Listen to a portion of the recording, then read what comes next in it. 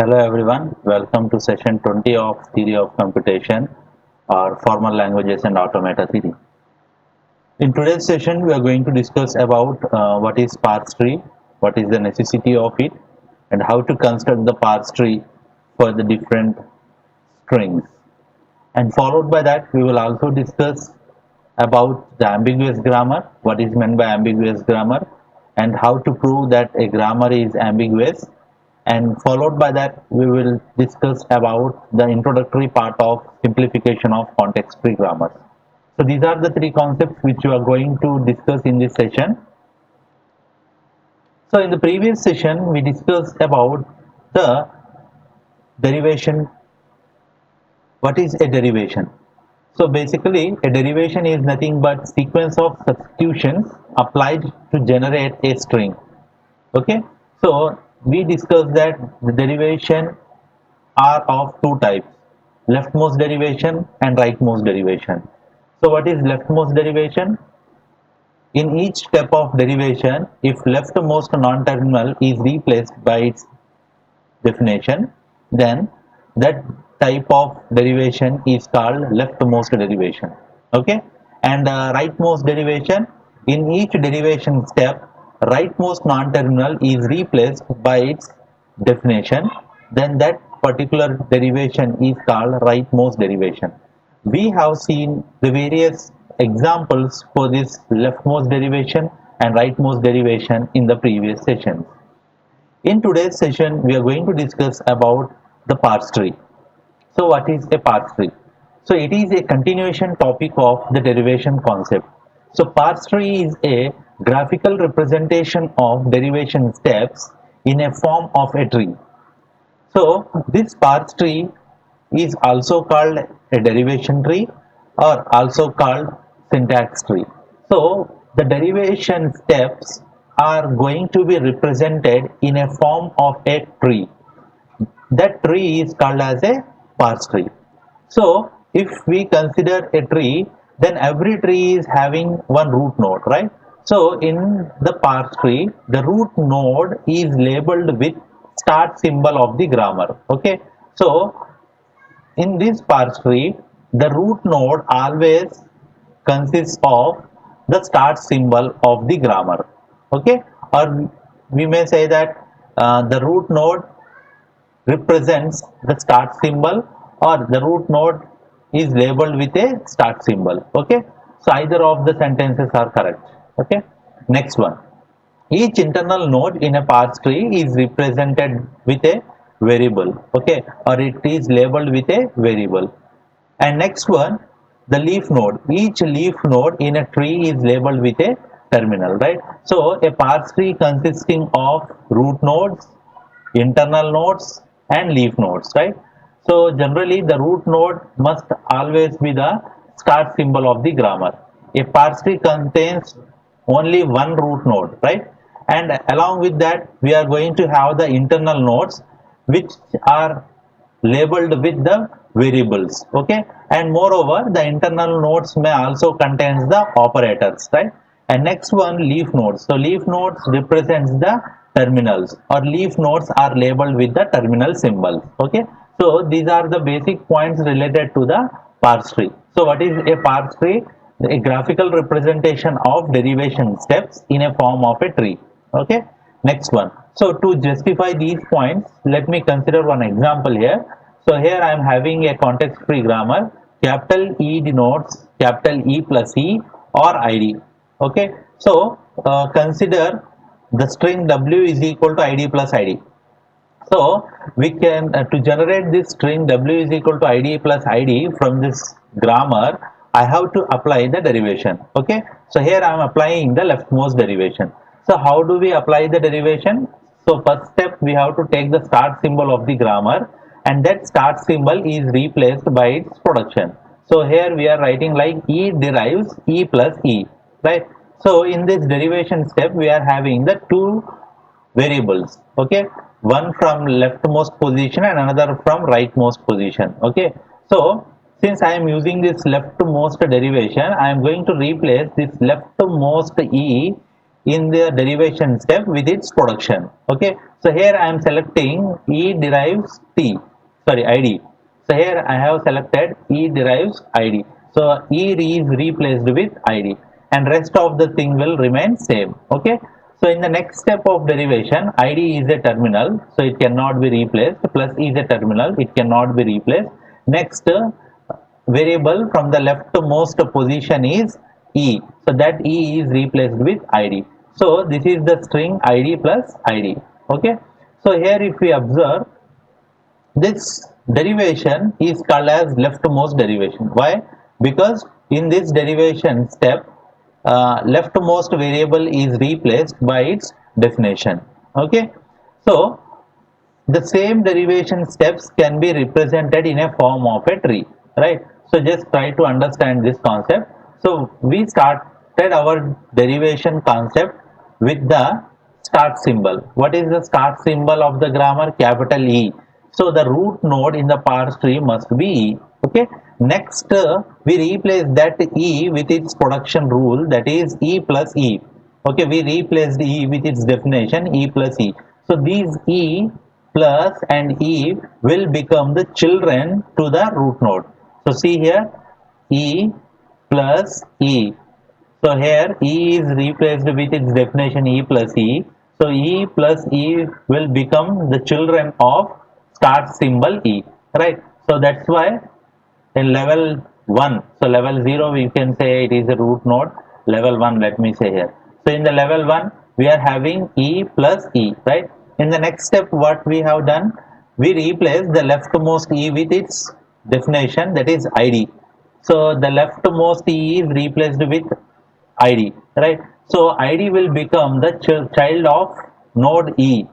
So ID will become the child of node E. Okay, next plus will remain as it is. Okay, next thing, again we are having this E, which is a which is the leftmost position, right? So that E we have replaced it with ID.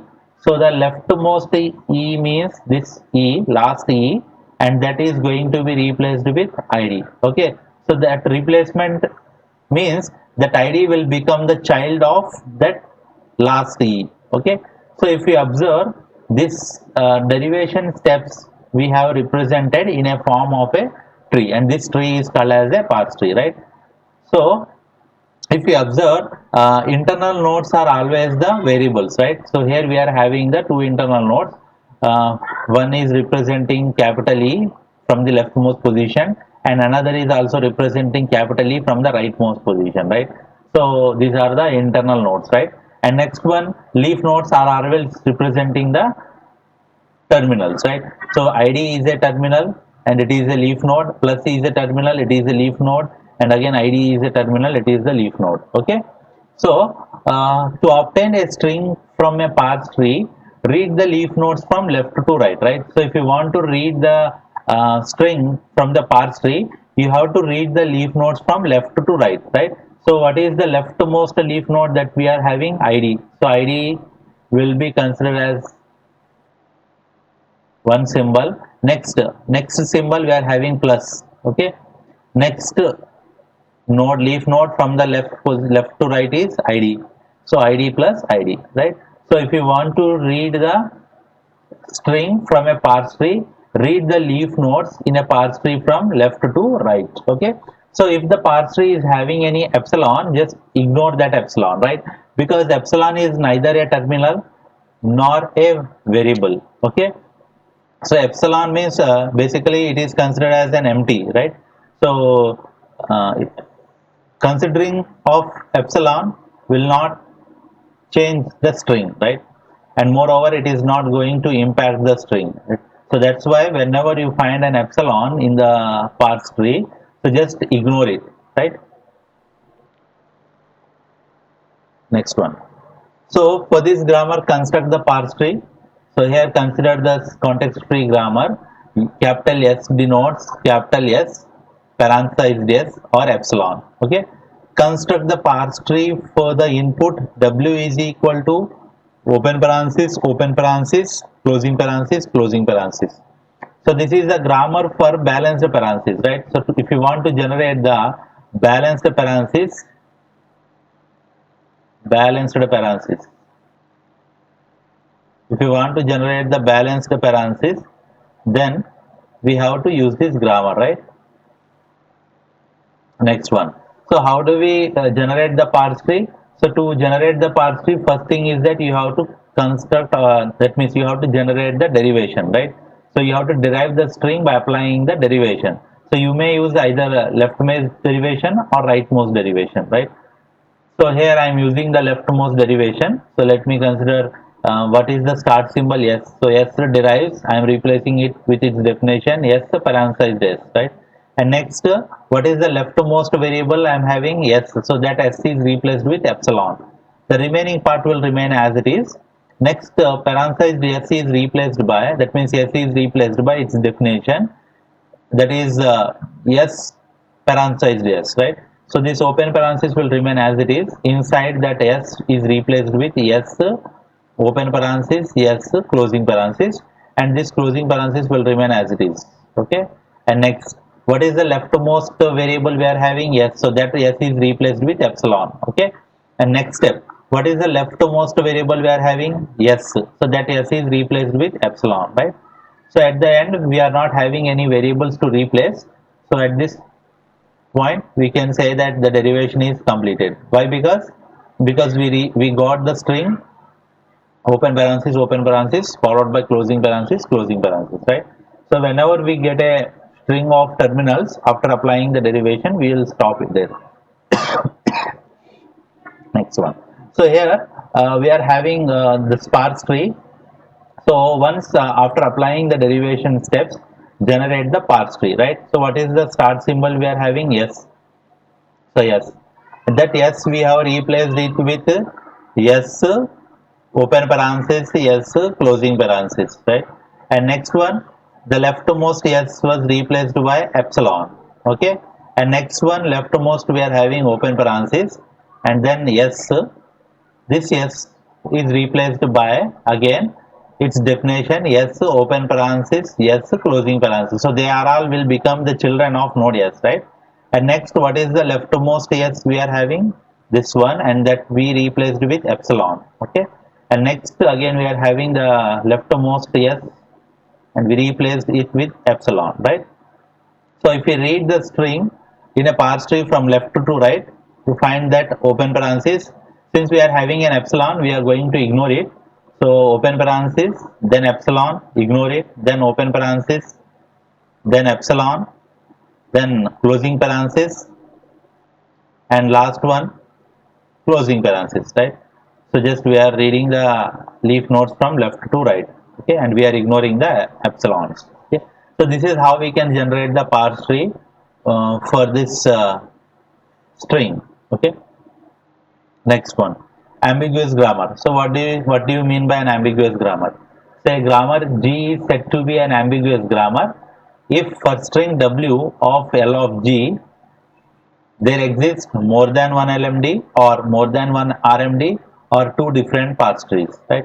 So here a grammar capital G is said to be ambiguous grammar if for some string W, that means if we consider the string from the language of the grammar, that is L of G, if we consider the string from the language of the grammar, that is L of G, and for that particular string W, if there exists two different parse trees or more than one LMD or more than one RMD. So if any of these three properties are satisfied, then the grammar is considered as ambiguous grammar. Okay.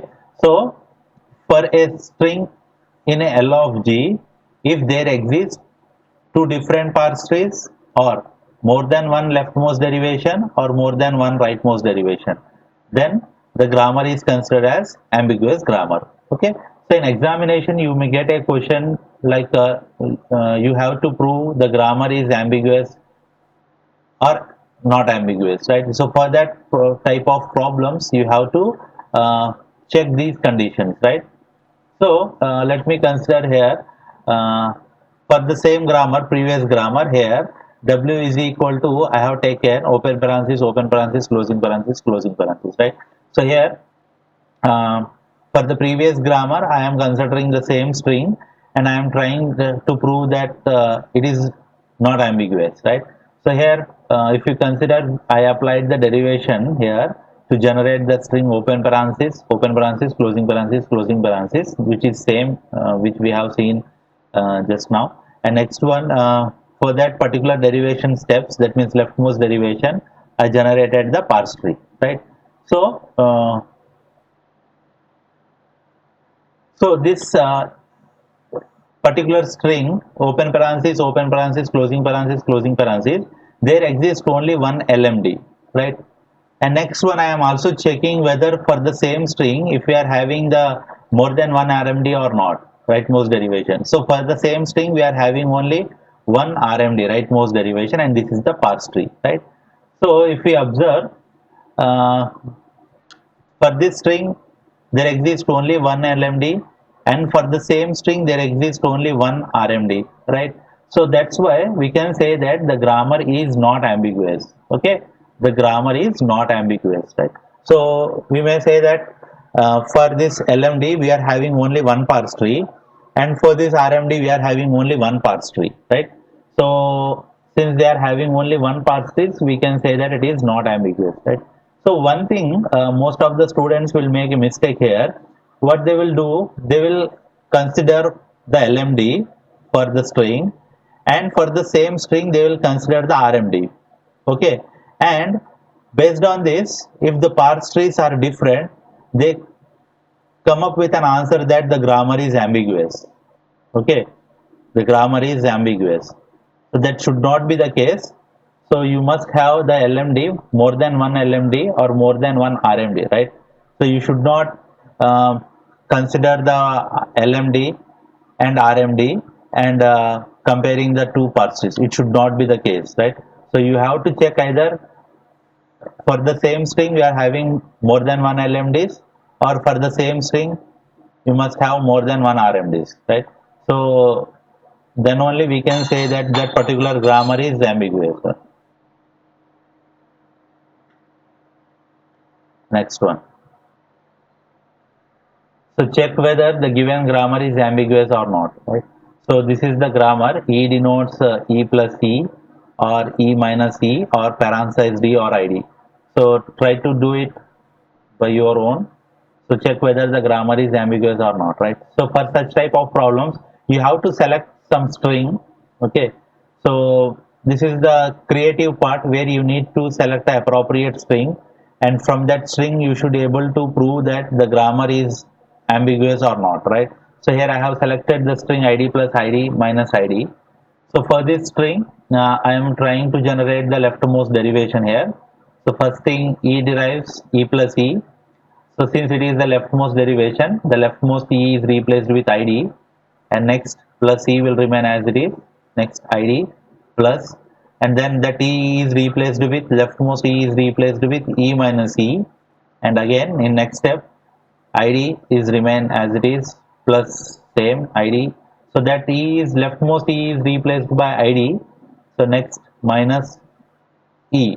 Okay, in next step, the last E is going to be replaced with ID. So finally, we are going to have ID plus ID minus ID, right? So we could able to generate the string by applying this derivation, right? So for this same derivation, we constructed the parse tree, like this one. We could see in the rightmost position here. E derives E plus E.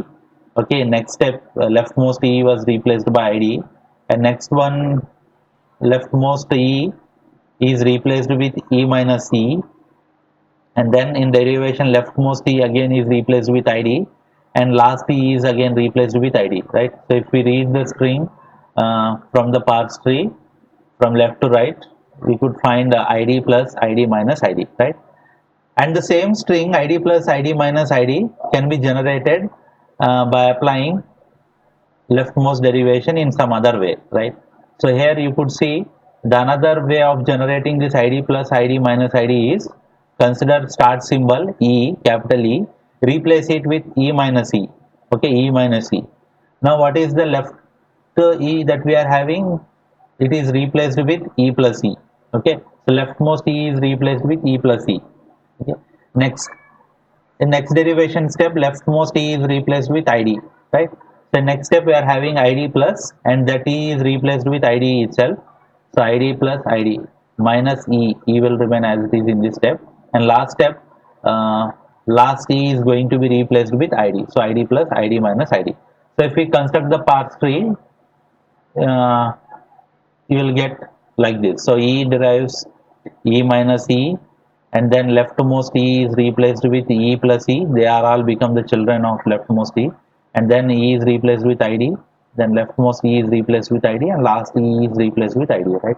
So if you observe the parse trees for the same string, here we are having more than one LMD. Since we are having more than an LMD, we got the different parse trees here, right? So for the same string, we are having two different parse trees and two different LMDs.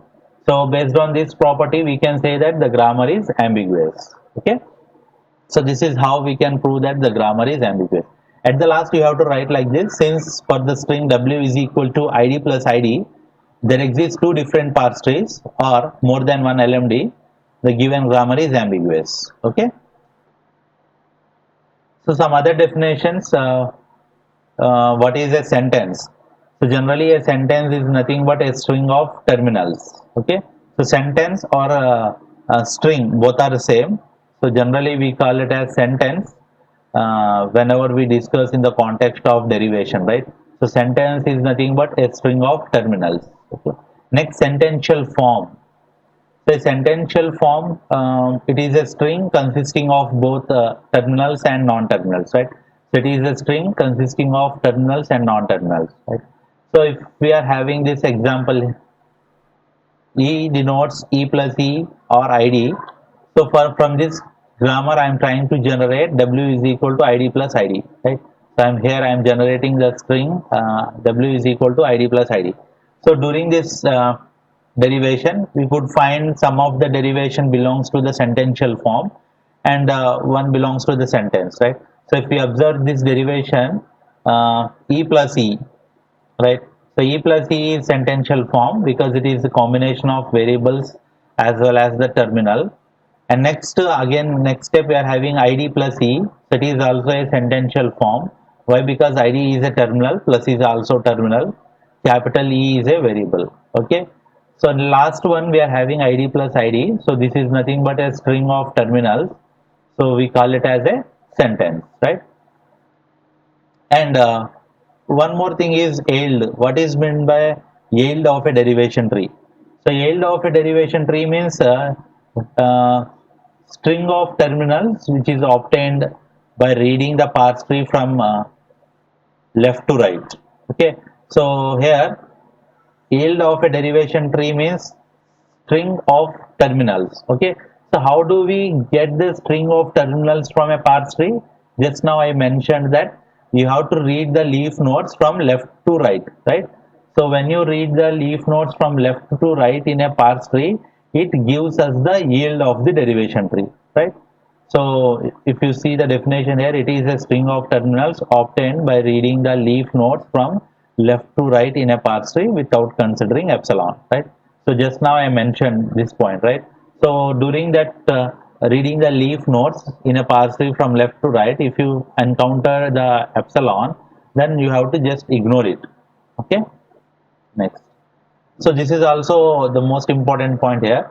If capital S is the start symbol of the grammar, capital G, and W be the string of terminals derived from S in one derivation step, then this concept is represented as S derives W. Right? So this is the same thing. If S is a start symbol of the grammar, consider S is a start symbol of the grammar, and we can able to generate the string W from S in one derivation step, then we will write it as S derives W. That's it. Simple point. And if S is a start symbol of grammar capital G and W be the string of terminals that is derived from S in one or more derivation steps, then it is expressed as S derives star S derives star W. So what is this star here? It is representing. So here it is representing that S is deriving W from one or more derivation steps. Okay. So if we get W in one derivation step, we will write simply S derives W. If W or string is derived from S by applying one or more derivation steps, we could write like S derives star W. Okay, so this type of representation is important. So when you represent these derivation concepts in a mathematical way, so you have to know these particular notations. Okay, so here in the previous example, we can derive ID from E. So we could write like this: E derives ID. E derives ID in one derivation step, right? So for ID plus ID, so E derives ID plus ID, ID plus ID,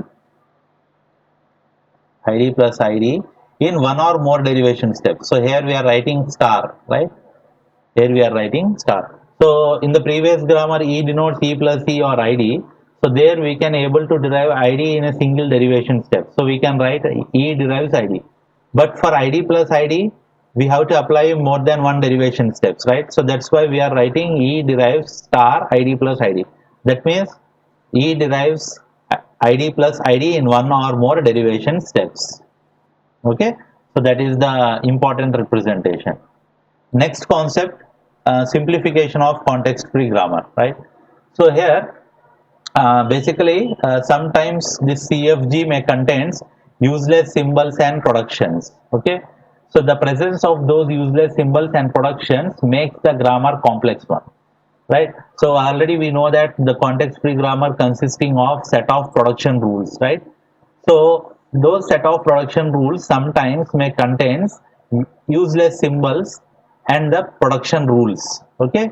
So the presence of those useless symbols and production rules makes the context-free grammar complex to process. Right.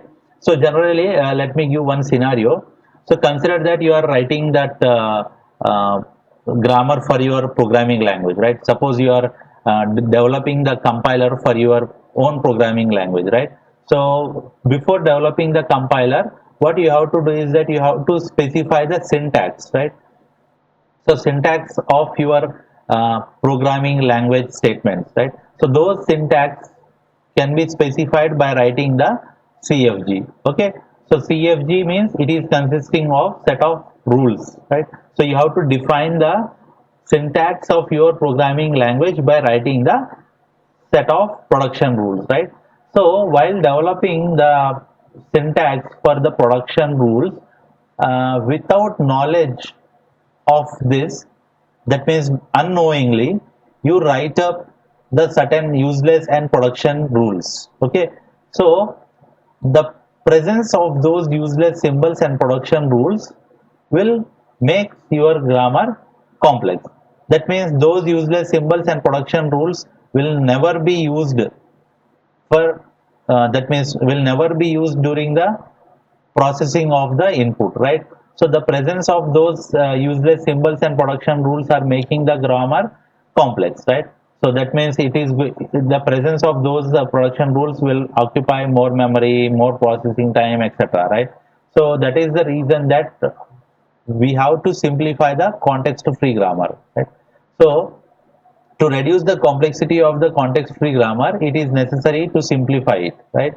So a context-free grammar can be simplified by removing unnecessary and redundant productions from the grammar, right? So what you have to do is that you have to identify the useless symbols production rules, and you have to identify the redundant productions. Okay, so those redundant productions and unnecessary productions must be eliminated from the grammar. Okay, and next one, simplification of context-free grammar must not influence the language generated by the grammar. So the removal of those production rules should not influence the language which is generated by the grammar. Okay, so the grammar must generate the same language for which it was designed or it was developed, right?